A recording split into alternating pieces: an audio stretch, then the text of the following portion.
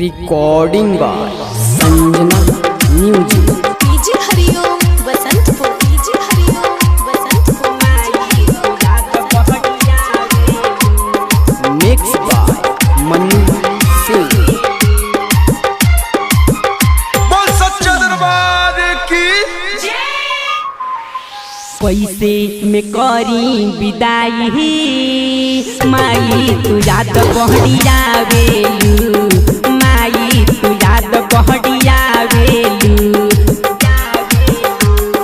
कैसे में करी विदाई माई तू याद बहड़िया बेलू, माई तू याद बहड़िया बेलू। 9 दिन रहलू शरण में बोलवलू, अब काहे अचरा छोड़ावेलू। कैसे में करी विदाई माई तू याद बहड़िया बेलू, माई तू याद बहड़िया बेलू। कैसे में करी विदाई माई तू याद बहड़िया बेलू, माई तू याद बहड़िया बेलू।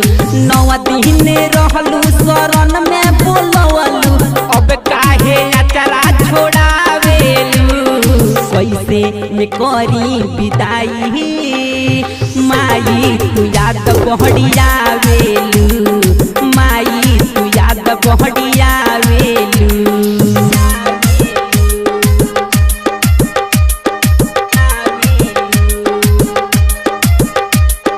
DJ Hariom Vasantpur, DJ Hariom Vasantpur, DJ हरिओम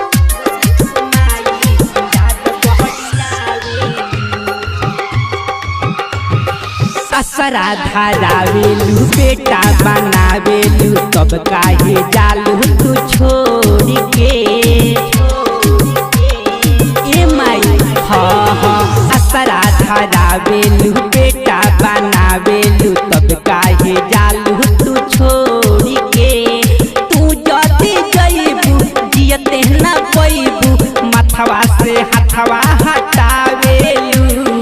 कैसे में करी विदाई माई तू याद बहड़िया बेलू, माई तू याद बहड़िया बेलू। कैसे में करी विदाई माई तू याद बहड़िया बेलू, माई तू याद बहड़िया बेलू। DJ Hariom Vasantpur, DJ Hariom Vasantpur, DJ हरिओम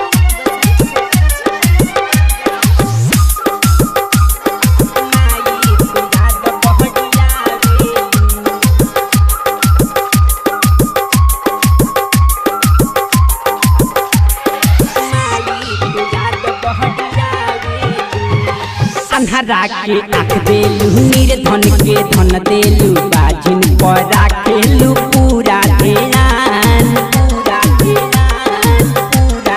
हाँ हाँ अन्हरा के आँख देलू, निर्धन के धन देलू, बाजिन पर राखेलू पूरा ध्यान। कैसे भुलाई ए मोरी माई, अमर जीत कह रोआवेलू। कैसे में करी विदाई माई तू याद बहड़िया बेलू, माई तू याद बहड़िया बेलू। कैसे में करी विदाई